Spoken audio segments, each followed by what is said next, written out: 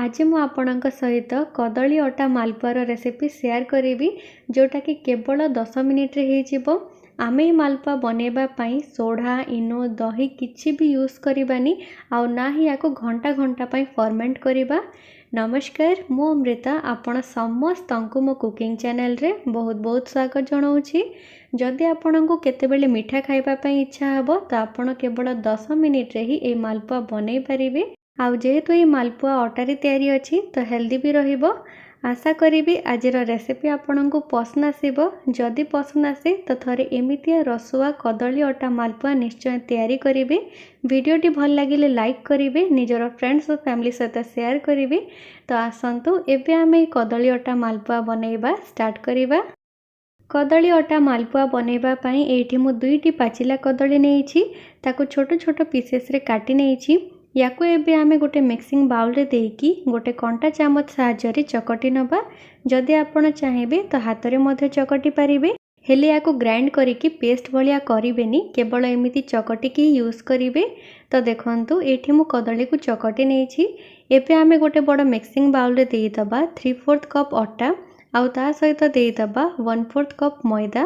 तो जदि आमे दीटा को मिसेइबा तो सेटा गोटे कप हबो, किंतु फिर भी जदि आपण माप जानि पारु नाहंती तो आपण गोटे कप मैदा नेले सेथिरे आपण 3 कप अटा यूज करिवे।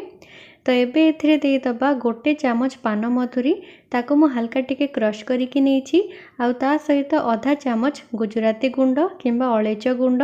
एबे आमे सबको भल भाबरे मिसेई नबा आउ एथिरे अल्प अल्प क्षीर देकी गोटे बैटर बनेइबा। तो आपण एथिरे अल्प अल्प क्षीर देकी याको मिसेइबे, एकाथरे के सब क्षीर देबेनी, नहले एथिरे गंठी पड़ी जिवो। आपण एथिरे रूम टेम्परेचर किंबा ठंडा क्षीर यूज करिबेनी, हल्का टिके उषुम क्षीर ही देकी मिक्स करिवे, जो थिरे कि मालपुआटा सॉफ्ट हबो। जेहेतु आमे याको अधिक समय पई फर्मेंट करबानी आ एटा बहुत ही जल्दी हो जिवो, तो सेथि पई आपण थरे ए मालपुआ को निश्चय ट्राए करंतु। आउ देखंतु एठी मु अल्प अल्प क्षीर ऐड करिकी बैटर बनै नेछि। तो एठी मु प्रथमे गोटे कप क्षीर नेइथिली, जोटा मु सब यूज करिली। तापरे आउ गोटे कप क्षीर नेली आउ सेथरु केवल 1/4 कप क्षीर ही यूज करिछि। तो टोटल एठी मु गोटे कप आउ 1/4 कप क्षीर यूज करिछि। हे पारे कि आपण को अधिक किंबा कम क्षीर मध्य लागि पारे, जोटा कि डिपेंड करिवो अटार क्वालिटी उपरे।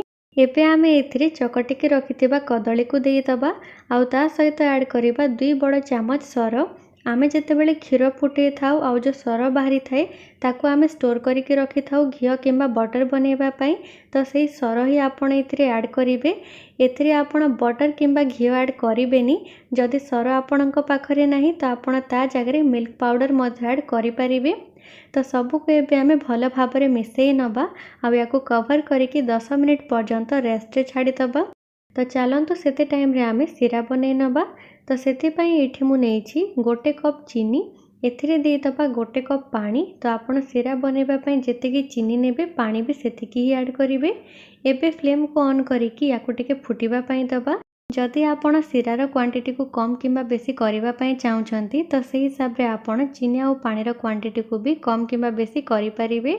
आउ देखंतु पानी एठी फुटी आसिलानी। तो एबे आमे एथिरे ऐड करिबा अल्प किछि क्रश करिथिबा गुजराती आउ ता सहित अल्प किछि केसर।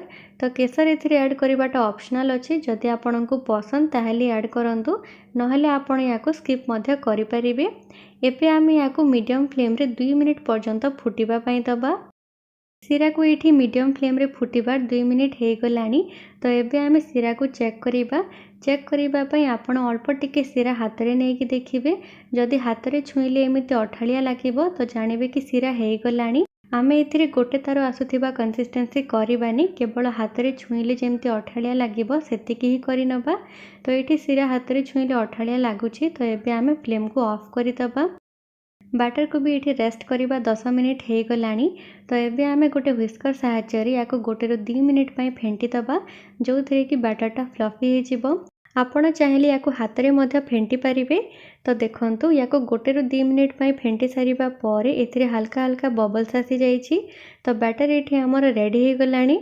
ମୁଁ ଆପଣଙ୍କୁ ଆଉ ଥରେ କନସିଷ୍ଟେନ୍ସି ଦେଖେଇ ଦେଉଛି।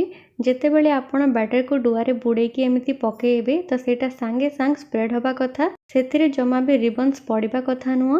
ଯଦି ରିବନ୍ସ ପଡ଼ୁଛି ତା ମାନେ ହେଉଛି କି ବ୍ୟାଟର ବହୁତ ହି ମୋଟା ଅଛି। ତ ଆପଣ ସେଥିରେ ଆଉ ଟିକେ କ୍ଷୀର ଆଡ଼୍ କରିକି ବ୍ୟାଟରକୁ ପତଳା କରି ନିଅନ୍ତୁ। ମାଲପୁଆକୁ ଛାଣିବା ପାଇଁ ଏଇଠି ମୁଁ ଗୋଟେ ପ୍ୟାନ୍ରେ 1.5 ଇଞ୍ଚ ଲେଭେଲ୍ ଯେତିକି ତେଲ ନେଇଛି। ତେଲକୁ ଏବେ ଆମେ ଭଲ ଭାବରେ ଗରମ ହେବା ପାଇଁ ଦେବା।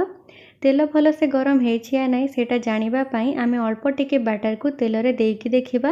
ଯଦି ବ୍ୟାଟରକୁ ତେଲରେ ଦେଲା ପରେ ସେଇଟା କିଛି ସେକେଣ୍ଡ ପରେ ଉପରକୁ ଭାସି ଆସୁଛି ତ ଆମେ ଜାଣିବା କି ତେଲ ଏଠି ଭଲ ଭାବରେ ଗରମ ହେଇଗଲାଣି। ଆଉ ଏବେ ଆମେ ଏଥିରେ ମାଲପୁଆକୁ ଛାଣିପାରିବା। ତ ଏବେ ମାଲପୁଆ ଛାଣିବା ପାଇଁ ଆମେ ଗୋଟେ ଡୁଆ ବ୍ୟାଟରକୁ ହାଲକା ଟିକେ ଉପରୁ ପକେଇବା, ଯେଉଁଥିରେ କି ବ୍ୟାଟରଟା ଇଜିଲି ସ୍ପ୍ରେଡ୍ ହେଇପାରିବ। ଏବେ ଆମେ ୱେଟ୍ କରିବା କି ବ୍ୟାଟରଟା ଆପେ ଆପେ ଉପରକୁ ଭାସି ଆସିବ। ମାଲପୁଆକୁ ଏଇଠି ଆମେ ଷ୍ଟାର୍ଟିଂରୁ ନେଇକି ଲାଷ୍ଟ ପର୍ଯ୍ୟନ୍ତ ମିଡ଼ିୟମ୍ ଫ୍ଲେମ୍ରେ ହିଁ ଫ୍ରାଏ କରିବା। ତ ଆପଣ ଫ୍ଲେମ୍କୁ ମିଡ଼ିୟମ୍ରେ ହିଁ ରଖିବେ। ଦେଖନ୍ତୁ ବ୍ୟାଟର ଏଇଠି ଉପରକୁ ଭାସି ଆସିଲାଣି। ତ ଏବେ ଆମେ ୟା ଉପରେ ହାଲକା ହାଲକା ଏମିତି ତେଲ ଦେଇଦେବା, ଯେଉଁଥିରେ କି ତାର ଯେଉଁ ଉପର ଭାଗ ଅଛି ସେଇଟା ବି ଟିକେ କୁକ୍ ହେଇଯିବ ଆଉ ଆମେ ୟାକୁ ଇଜିଲି ଓଲଟେଇ ପାରିବା। ଏବେ ଆମେ ୟାକୁ ମଝିରେ ମଝିରେ ଓଲଟେଇକି ତାକୁ ଦୁଇ ସାଇଡ଼ରୁ ଲାଲ କଲର୍ ଆସିବା ପର୍ଯ୍ୟନ୍ତ ଫ୍ରାଏ କରି ନେବା। ମନେ ରଖିବେ କି ଆପଣ ୟାକୁ ମିଡ଼ିୟମ୍ ଗରମ ତେଲରେ ହିଁ ଫ୍ରାଏ କରିବେ, ମାନେ ଫ୍ଲେମ୍ ଆପଣ ମିଡ଼ିୟମ୍ରେ ହିଁ ରଖିବେ। ଅଧିକ ହାଇ ଫ୍ଲେମ୍ କିମ୍ବା ଲୋ ଫ୍ଲେମ୍ରେ ଫ୍ରାଏ କରିବେନି। ତ ଦେଖନ୍ତୁ ଏଇଠି ଆମର ମାଲପୁଆ ଦୁଇ ସାଇଡ଼ରୁ ବଢ଼ିଆ ସେ ଫ୍ରାଏ ହେଇକି ଲାଲ କଲର୍ ହେଇଗଲାଣି। ତ ଏବେ ଆମେ ୟାକୁ ତେଲରୁ କାଢ଼ିଦେବା ଆଉ ସାଙ୍ଗେ ସାଙ୍ଗେ ନେଇକି ତାକୁ ଶିରାରେ ଦେଇଦେବା। ଶିରା ଯଦି ଥଣ୍ଡା ହେଇଯାଇଛି ତ ଆପଣ ତାକୁ ଟିକେ ଉଷୁମ କରିନେବେ, ତାପରେ ଯାଇକି ଆପଣ ସେଥିରେ ମାଲପୁଆକୁ ଦେବେ। ଥଣ୍ଡା ଶିରାରେ ମାଲପୁଆକୁ ଦେବେନି। ତ ମାଲପୁଆକୁ ଶିରାରେ ଦେଇକି ଆମେ କେବଳ 1 ମିନିଟ୍ ପାଇଁ ହିଁ ରଖିବା। ତାପରେ ଆମେ ମାଲପୁଆକୁ ଶିରାରୁ କାଢ଼ିଦେବା, ନହେଲେ ମାଲପୁଆ ଅଧିକ ସଫ୍ଟ ହେଇକି ଭାଙ୍ଗିଯିବ। ତ ଏବେ ଆମେ ଠିକ୍ ଏହି ପ୍ରୋସେସ୍ରେ ବାକି ସବୁ ମାଲପୁଆକୁ ବି ବନେଇକି ରେଡ଼ି କରି ନେବା। ପ୍ରଥମେ ତ ଆମେ ତେଲକୁ ମିଡ଼ିୟମ୍ ଗରମ କରି ନେବା। ତେଲ ଗରମ ହେଇଗଲେ ସେଥିରେ ଆମେ ଗୋଟେ ଡୁଆ ବ୍ୟାଟରକୁ ହାଲକା ଟିକେ ଉପରୁ ପକେଇବା, ଯେଉଁଥିରେ କି ବ୍ୟାଟରଟା ଇଜିଲି ସ୍ପ୍ରେଡ୍ ହେଇପାରିବ। ତାପରେ ଆମେ ୱେଟ୍ କରିବା କି ବ୍ୟାଟରଟା ଆପେ ଆପେ ଉପରକୁ ଭାସି ଆସିବ।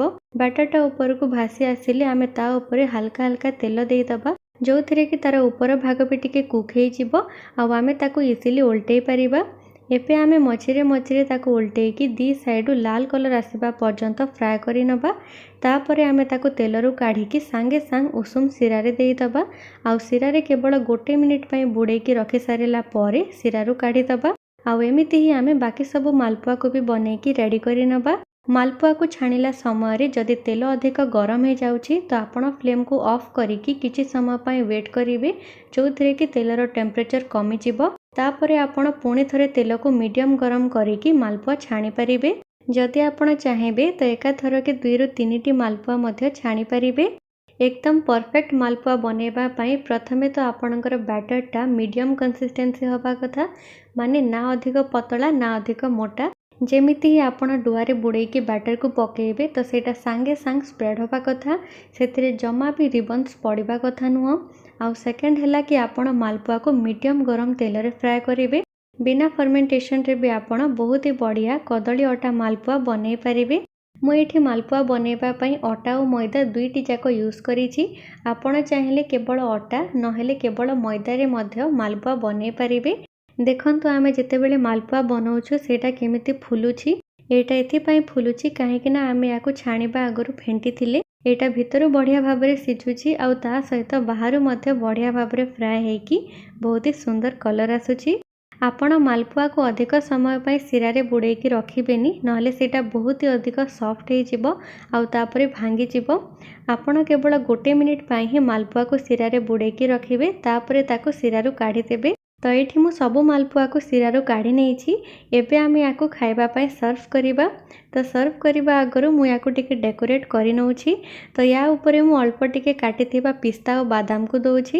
ତ ଏଇଟା ବି ଅପସନାଲ୍ ଅଛି, ଯଦି ଆପଣ ଚାହିଁବେ ତ ଆଡ଼୍ କରିପାରିବେ, ନହେଲେ ଆପଣ ବିନା ଏମିତି ଡେକୋରେଟ୍ କରିକି ବି ୟାକୁ ଖାଇବା ପାଇଁ ସର୍ଭ କରିପାରିବେ। ଆଶା କରିବି ଆଜିର ରେସିପି ଆପଣଙ୍କୁ ପସନ୍ଦ ଆସିଥିବ। ପସନ୍ଦ ଆସିଲେ ନିଜର ଫ୍ରେଣ୍ଡସ୍ ଓ ଫ୍ୟାମିଲି ସହିତ ସେୟାର କରିବେ, ଭିଡ଼ିଓଟିକୁ ଲାଇକ୍ କରିବେ ଆଉ ଆକୁ ଏମିତି ରେସିପିସ୍ ଦେଖିବା ପାଇଁ ଚ୍ୟାନେଲକୁ ସବସ୍କ୍ରାଇବ୍ କରିନେବେ। ତ ପୁଣି ଭେଟ ହେବ ଆଉ ଗୋଟେ ନୂଆ ଭିଡ଼ିଓରେ। ସେତେ ଯାଏ ରହିଲି, ନମସ୍କାର, ଜୟ ଜଗନ୍ନାଥ।